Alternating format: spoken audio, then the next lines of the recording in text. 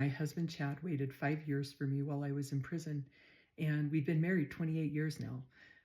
In prison, when I was in prison, the girls called him Good Guy Chad because he was just the guy that everybody knew was so solid.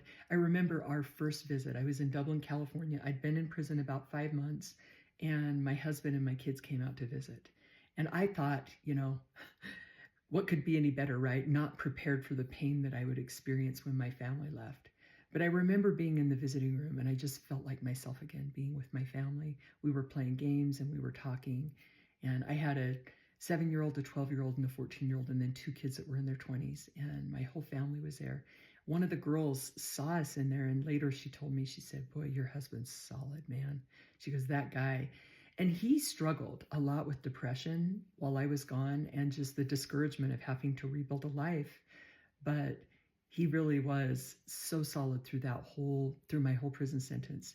And I remember when I was at Wasika, one of the girls one day was telling me, she's like, "Oh, I heard the new law's going through and we're going to get time off our sentences." And I said, "Well, I asked Chad about it and he said he hasn't heard anything." She goes, "Oh, well, then it's probably not going to happen." It was just like, if Chad said it, then. And that's the one thing that's different for women and men. The men in prison usually do have women that will wait or that will help support them while they're locked up. No one had that like I did in prison.